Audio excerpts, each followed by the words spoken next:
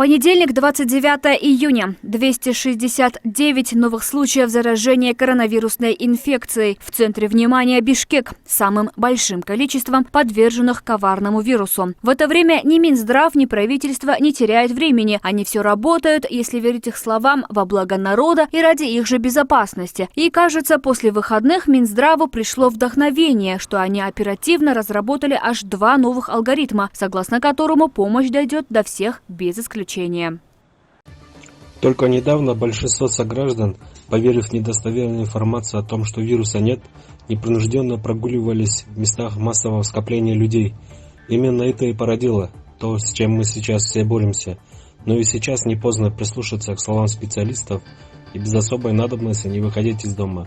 Особенно это касается граждан преклонного возраста, находящихся в повышенной зоне риска. И самое главное, не надо поддаваться панике. Паника порождает страх, что в конечном случае приведет к хаосу. Поэтому я прошу граждан сохранять спокойствие и выдержку.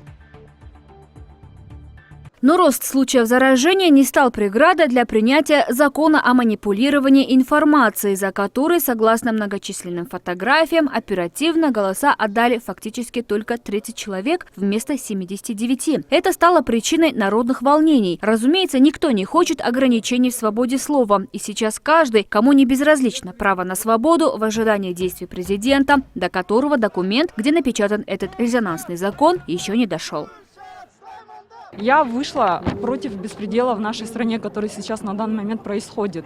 Я вышла против ограничения свободы слова, которое наше правительство, наши депутаты пытаются на данный момент ввести в нашей стране. Никто не сможет сказать, что он думает про власть, про сегодняшнюю власть, именно какие минусы она имеет и так далее. Это просто для того, чтобы заткнуть людей, наш народ.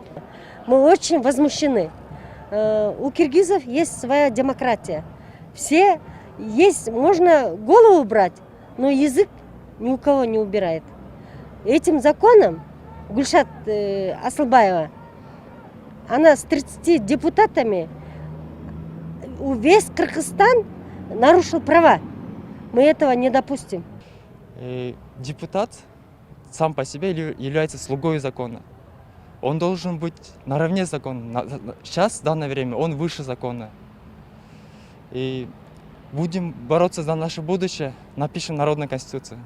Вторник, 30 июня. В последний день месяца 279 новых случаев коронавируса. Был побит антирекорд по смертности. Скончались 7 человек. Параллельно в социальных сетях начала активно распространяться новость о том, что в дверях больницы скончался мужчина, так и не дойдя до той самой помощи, которую обещали в Минздраве. Однако на это мало кто обратил внимание, потому что в этот самый момент новый парламент приносил присягу. Президент давал им наставления, а спикер парламента Дастанбек Джумабеков гордо рассказывал о масштабах проделанной работы, из-за которой, заметим, не раз возникали народные недовольства. В конце, объявив о заслуженном отдыхе до сентября и сделав памятную фотографию, парламент удалился на каникулы под аплодисменты.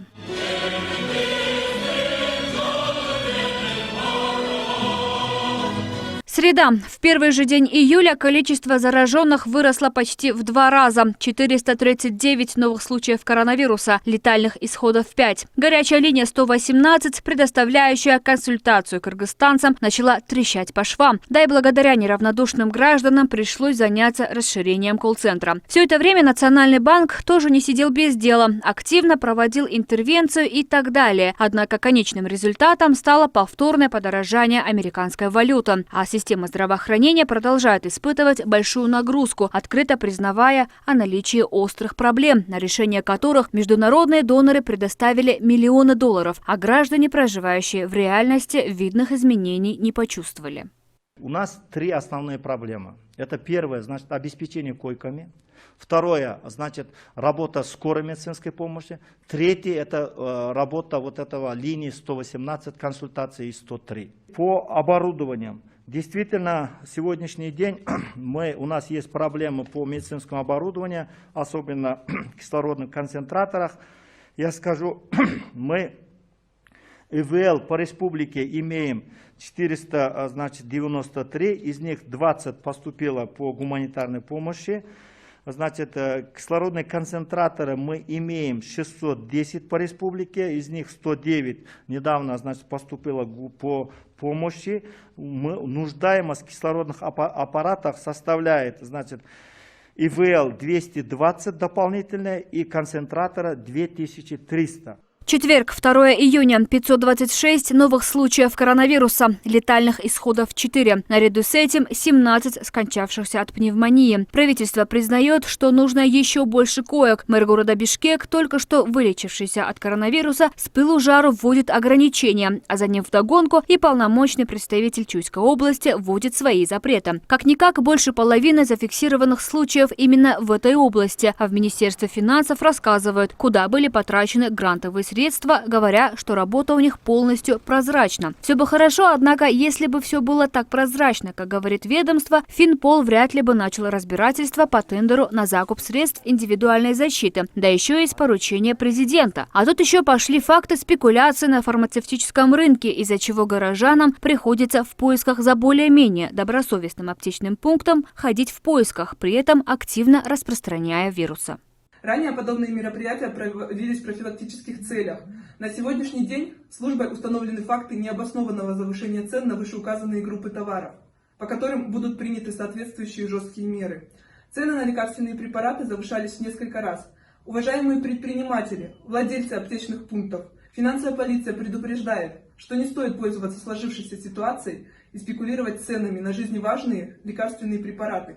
Пятница, 3 июля. Уже второй день подряд количество зараженных превышает 500. Зафиксировано 506 случаев. Лидирует опять Бишкек. По летальным случаям тоже побит антирекорд. Скончались 10 человек, а от пневмонии 23. Рабочая неделя подходит к концу, а проблемы только набирают обороты. И уже на второй день можно наблюдать обратную сторону медали или последствия принятых ограничений мэром Бишкека Азизом Суракматовым. Из-за нового графика общественного транспорта пассажиры от безысходности в буквальном смысле этого слова дышат друг другу в затылок. О соблюдении социальной дистанции можно не говорить, потому что это невозможно из-за опять-таки тех же ограничений. Конечно, муниципалитет слушает своих граждан и разрешил работать по выходным только службам такси. Однако легче от этого работающим не стало. Вдобавок в Джалалабаде тоже решили последовать примеру столичного градоначальника и ввели аналогичные требования. При этом стоит заметить, что отличились они закрытием мечетей.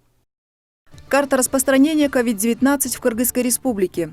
Город Бишкек. 2855 случаев заражения. 1009 человек выздоровели. Летальных случаев 25. Чуйская область. 1408 случаев заражения. 243 человека выздоровели. Летальных случаев 12. Ошская область. 1218 случаев заражения. 634 вылечились. Летальных случаев 24. Нарынская область. 497 случаев заражения, 436 выздоровели, 7 человек погибли. Джалалабадская область. 407 случаев заражения, 226 вылечились, летальных случаев 6. Баткенская область. 127 случаев заражения, 48 вылечились. Иссыкульская область. 164 вылечились, 35, летальных случаев 1. Таласская область. 80 случаев заражения, вылечились 15, летальных случаев 1.